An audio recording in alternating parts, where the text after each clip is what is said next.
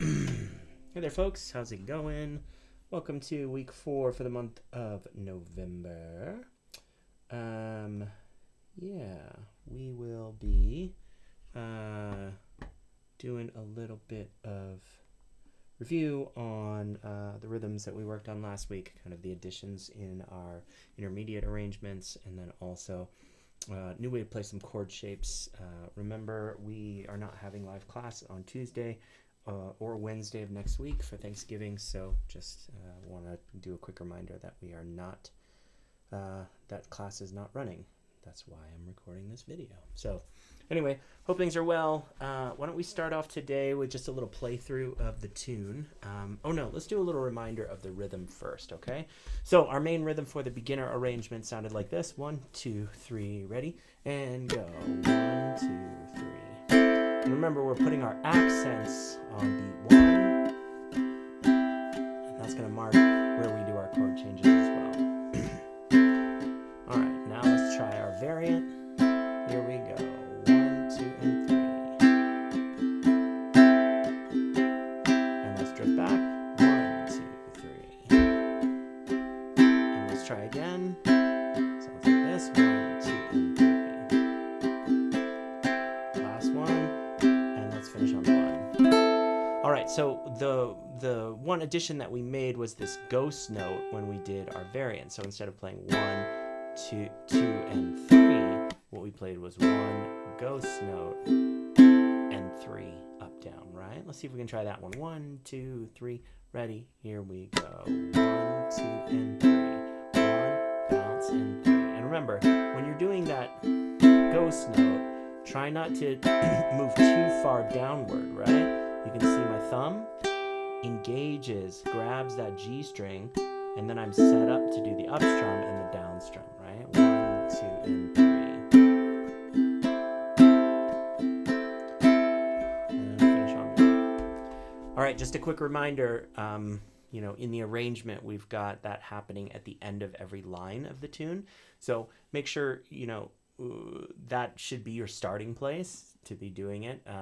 We were having a conversation last night in the intermediate advanced class, and we were actually talking about how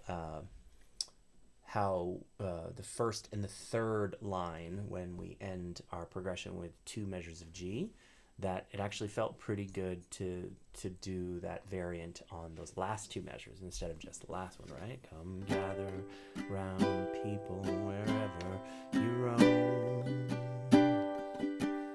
And so what we're doing there is actually doing it when the melodic line ends. So that's a really great place. Anytime you're thinking about rhythmic variety, or you're thinking about doing some sort of fill, or you're trying to do something interesting or intricate, a great place to do it is, after melodic lines ends, when there's a little bit of space in the arrangement, right?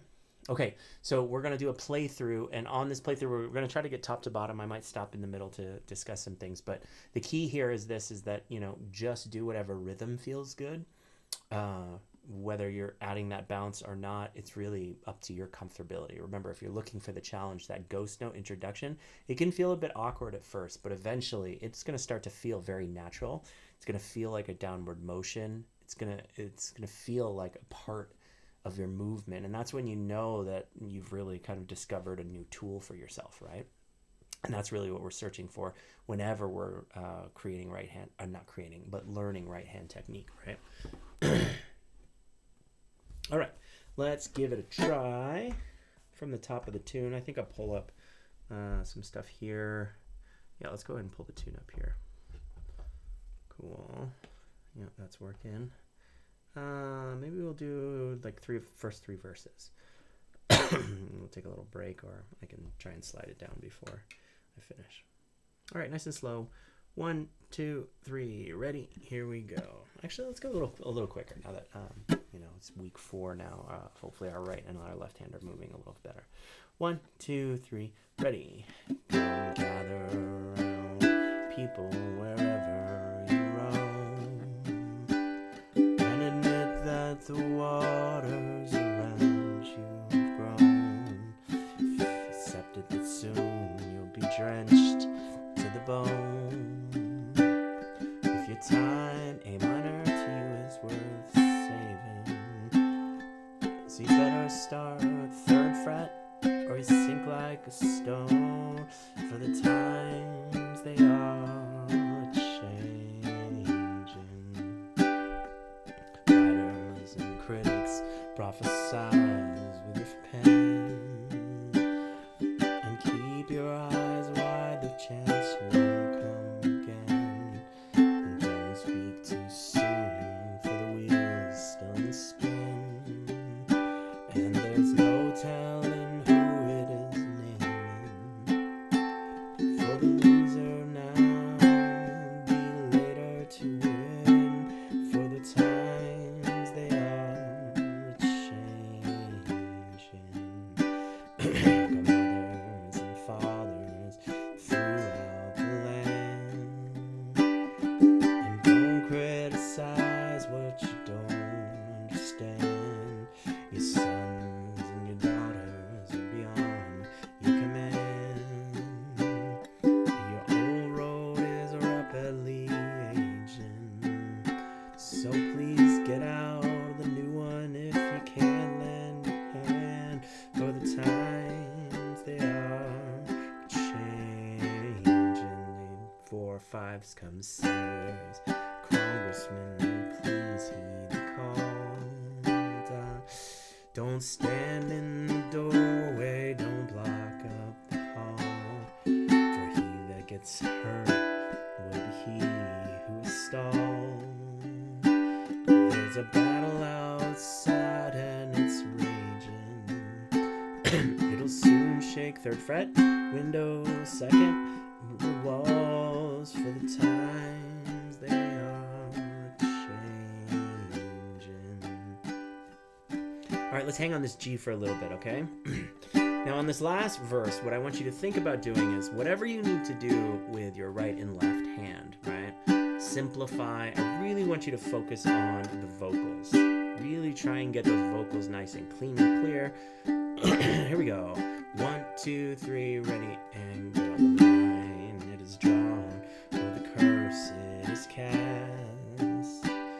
The slow one now will later be fast, as the present now will later be past. The order is rapidly fading, so please get out before will later be last, for the times they are a-changin'. Cool.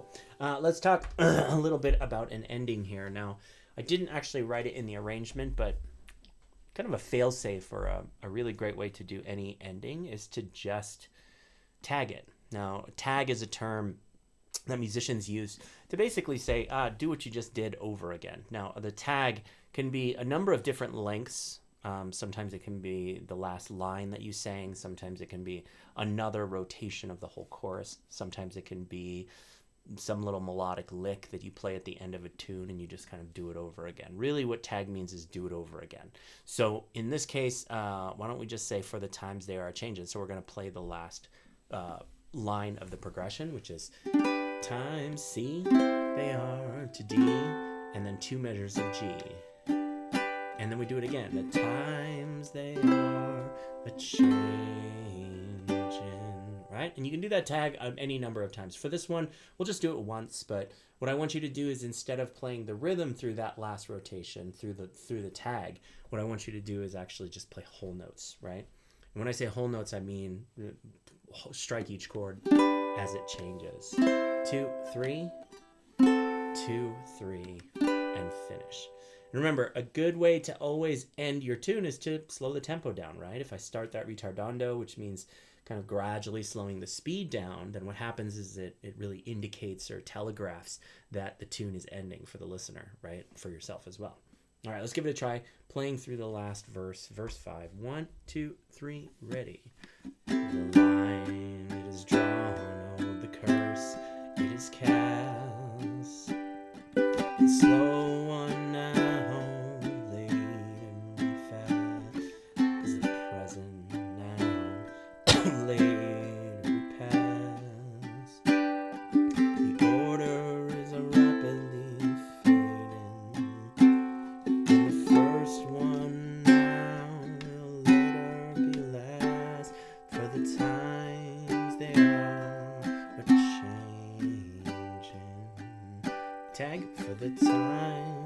they are a-changin'.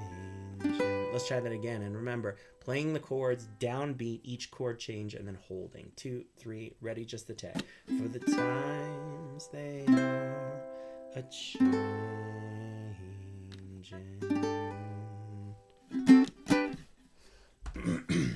Nicely done.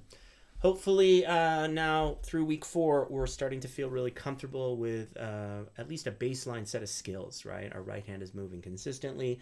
Our left hand is able to move through the chord progression without much management on our part, right? We're really just hearing what chord comes next. Maybe the vocal melody is kind of guiding you through, or the lyrics are guiding you through to whatever is next. But the key thing to pay attention to here is that this song is very simple. And so what we really want to focus on is, you know, since it takes a little bit less time for us to internalize all of the skills and even start to combine those skills together to be able to play the tune, what we really want to work on with months where we have simple tunes like this is really improving the quality. And what I mean by the quality is like, does this sound the way I want to? Maybe you can start to play with smaller details like, oh, I'm playing around with dynamics. Maybe I'm playing, I'm really focusing on making my downbeats accented. I can feel one of the verses get a little bit quieter. One of the, then when I hit that chorus, maybe it gets a little bit louder. Playing with dynamics is one of those layers that you can really only start to practice, really focus attention on when you feel the rest of the other things so much in your body that they don't require much effort, right? So always remember that if we're improving the quality of what we're doing, it means that we've done the homework when it comes to when it comes to internalizing muscle memory, right? Okay, so let's see. What do we want to work on today? Today, I think we're going to get more into some of the things that are present into the intermediate arrangement, and the big focus I want to do first is working on the D chord. Now, we learned a really basic way. Actually, you know, before we get into the D stuff, let's go back to that E minor that we introduced last week. Now, I really love this E minor 7 out of a G because it just feels so natural, that little twist there. So obviously this is always a good choice, and I would say if you really like the way this voicing sounds, you don't necessarily have to play an E minor, but if you're looking for a challenge, and I would say a more versatile E minor than this 0-4-3-2, this is a chord shape that's always going to present as what it functions as, right? This E minor here is the chord shape that you really want to learn when you affiliate it with the full shape for E minor. So a couple things we want to do is remember that shift that we need to get the ring finger to the 4th fret where it needs to be inside of this chord. That's so important. Maybe some folks have, now obviously I have a strap, so this doesn't affect me quite as much, but maybe you felt a little bit of instability, your neck kind of dropping into your hand as you transfer in between the G and that more full shape of E minor.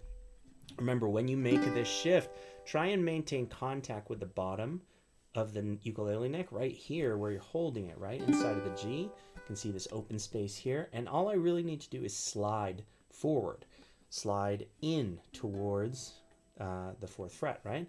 When I slide there, then my hands are way more lined up to get here. Now, one little substitution that you can do is instead of playing the ring finger C like this, you can actually just stay in this position, drop the middle finger down before moving to the D7, right? That would be the 2nd line.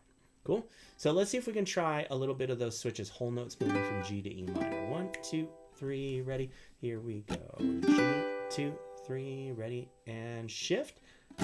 2, 3, ready, shift back. 2, 3, ready, shift. 2, 3, ready. Now let's see if we can do the shift while we're transforming the shape, right? Just like that. 2, 3, ready, and shift. Good. Now let's add the G chord as our 3rd chord. I mean the C chord as our 3rd chord. Ready? Drop the middle finger down, or shift again and use your ring finger. 2, 3, ready, and shift. 2, 3, ready, and shift.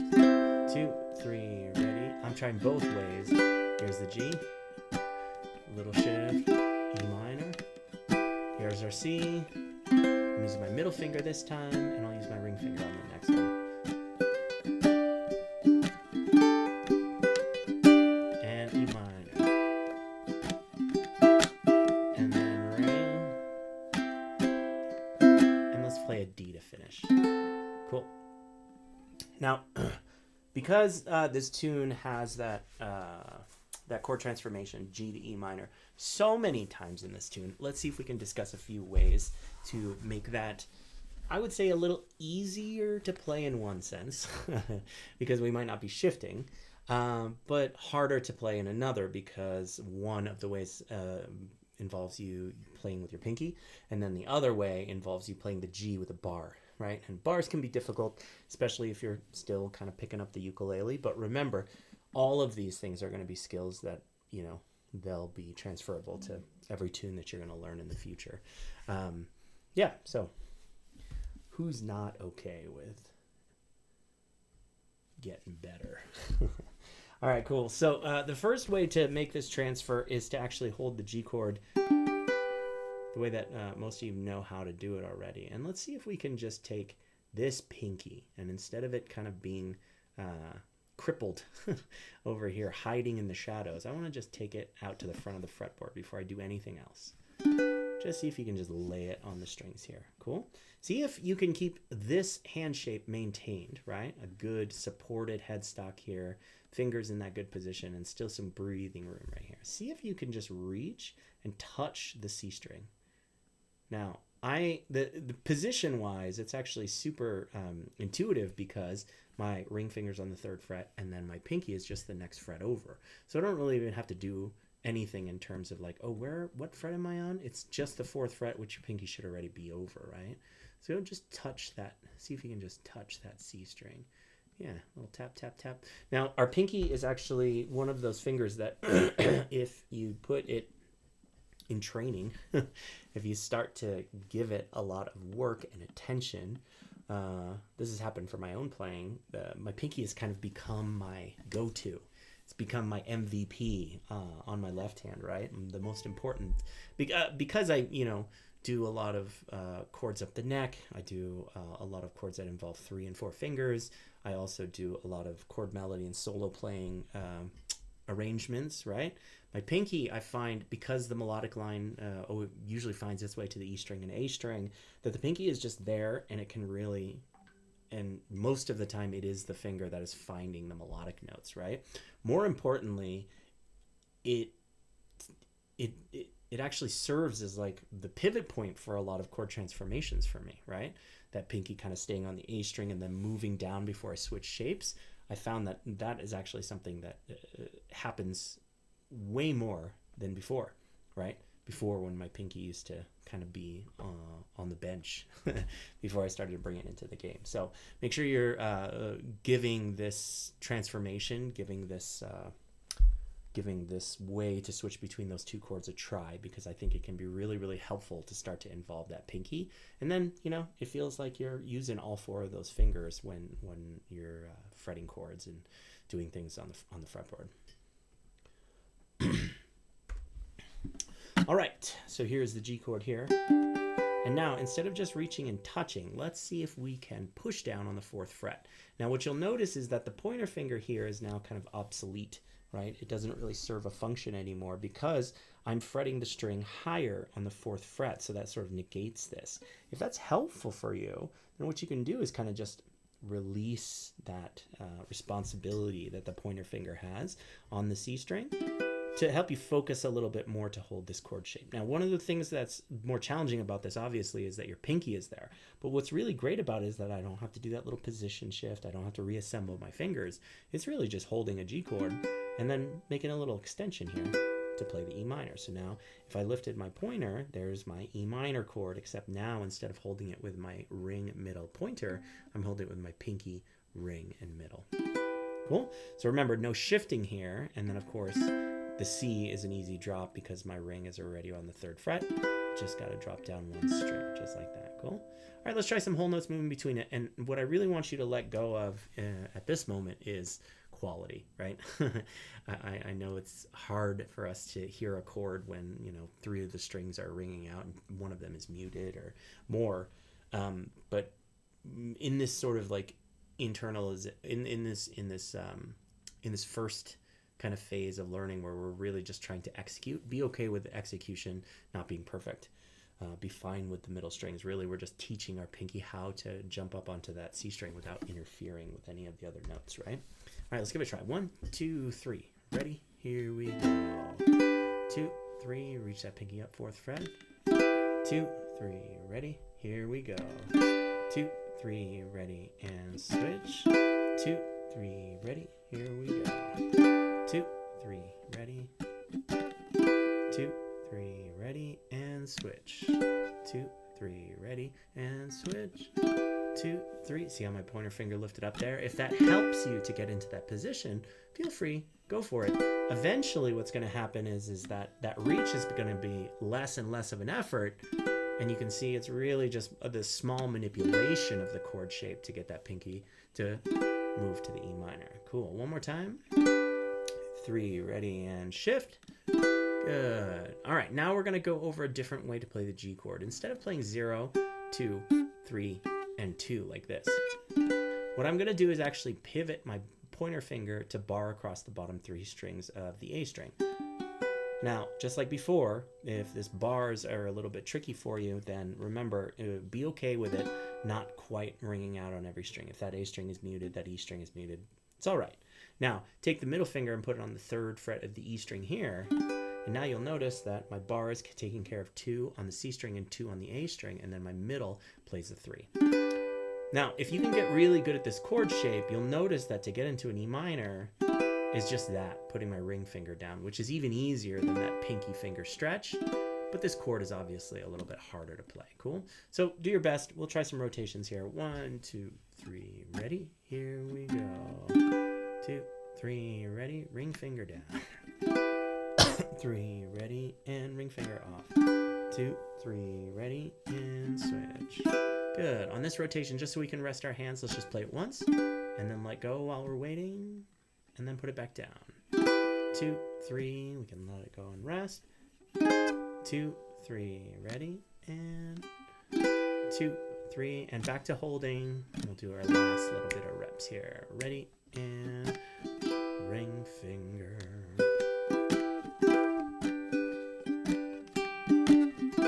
2, 3, ready. Let's go 2 more times. Here we go.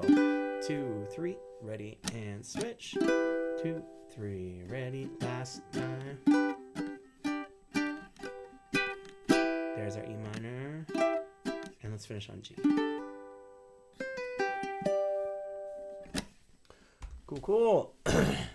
Okay, so again, if you're looking for a little bit more of a challenge, I really do think that building that kind of muscle memory for those alternate versions of the G chord, that alternate version of the G chord, and then how to switch from both of those versions of the G chord, the barred and also the 3-finger, into the E minor without shifting positions, can be really helpful, especially in a tune where, let's see, does that happen every one?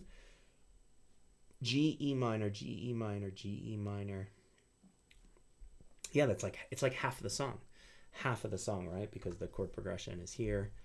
G, E minor, G, E minor, G, E minor. Yeah, it's like half the tune where we're making that transition through the chord progression, right? G to E minor. Okay, speaking of chords, the other thing that I wanted to talk about today was alternate ways to play the D7. So the alternate ways to play the D, because we are playing a D7. So the way that we have it structured in the beginner arrangement is to take that E minor shape that we have and then just hop it up 1 floor in the building to get our 2-finger D7.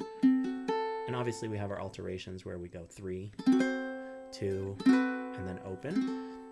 But what I want to do is actually work on, first of all, a D, an actual D, which is 2, 2, 2, and 0. It's going to be kind of a crowded chord shape, so really make sure that your hand isn't rotated too far. See how when my palm is kind of upward towards the neck of the ukulele like this, it's almost impossible for me to get all 3 fingers onto the fretboard. But if I rotate my hand into this more handshake position, then I can stack all my fingers. Yeah, you notice that fingers are way thinner this way than if they were sideways like that, right? So if I'm sideways, it's almost impossible to get all those on there. we have to get that nice diagonal shape up on the fingertips. Cool. So here's our D. And then just like before with the G chord, what we're going to do is take our pointer finger and see if we can bar all the way across the bottom two, or the second fret. So here's our other way to play a D if we add our pinky to the 5th fret.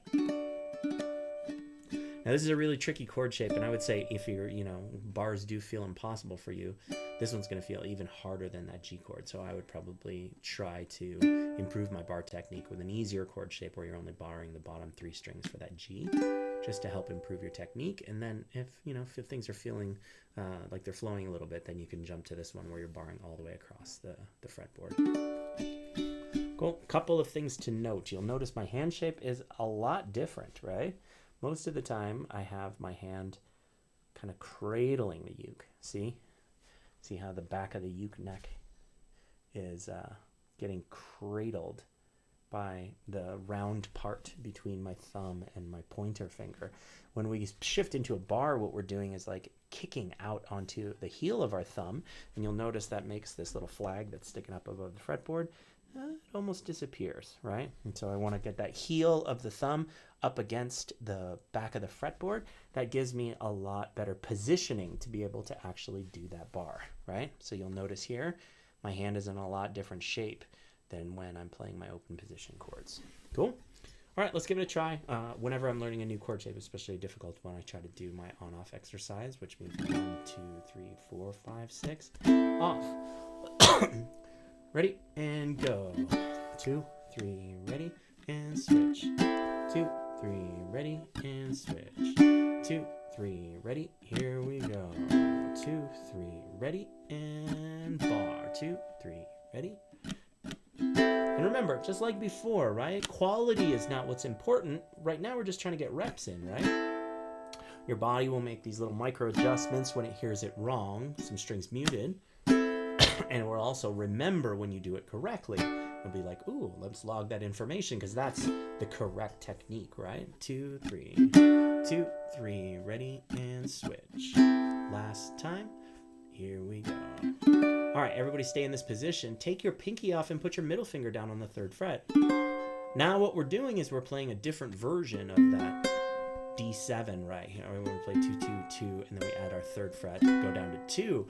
We're just starting at a different place. 5, it'll soon shake your windows and rattle. See how I took off the 3, revealed the 2, rattled your walls, and then I pivot back into that D. Now, you can always pivot back into the D that we've been using up to this point with the beginner arrangement, but feel free to practice and challenge yourself with this version of D. Cool? Let's try it. 6 counts on each. 1, 2, 3. Ready? Here we go. 2, 2, 2, 5. And then middle finger. 2, 3. Let it off. This one might not be clear. You might get some muted sounds there. Don't worry about it. 2, 3. Ready? And go. 2, 3. Ready? Shift middle finger. 2, 3. Ready? And shift. 2nd fret.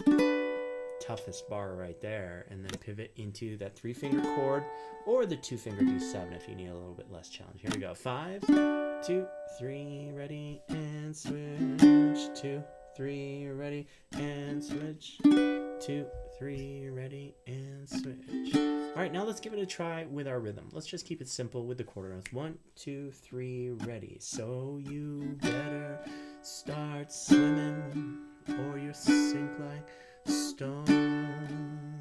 Nicely done. One more time. 1, 2, 3, ready. Here we go. So you better start swimming or you'll sink like a stone.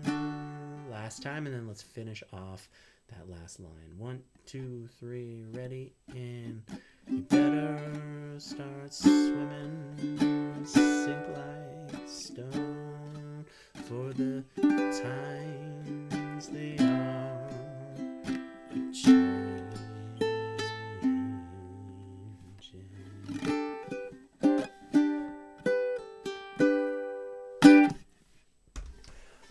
Really great job. Yeah, so a lot of work today, just kind of pushing if you're looking for a little bit more of a challenge. Remember, those chord shapes are all optional, right? for the beginner arrangement, and most of the time with the beginner arrangement, what we use is chords that feel good to play if we're still, in the early learning stages of ukulele. And but they also sound good, right? They sound good. So that E minor 7 that we use as a substitution for E minor, it sounds great in this tune, right? The voicing works and it helps. And it's just easier to play because I'm just lifting a ring finger off. But obviously, the chords that we want to shoot for, just so we have a little bit more diversity in our left hand technique, we want to be able to play both that 0202 version of E minor plus this, right? And all of those transfers between G and E minor, you can work on those using your pinky to get to E minor. And then obviously, all of these variations of the D chord will really help to push your bar chord technique. Cool. That's it for me, team. Really great job this month. Thanks so much for all your hard work. And yeah, we will see each other the next time go around. Let me look at the dates here. Yeah, we won't talk about that in the recording. It's going to be first week of December. So yeah, thanks again for all your hard work, and we will see you next time. Bye.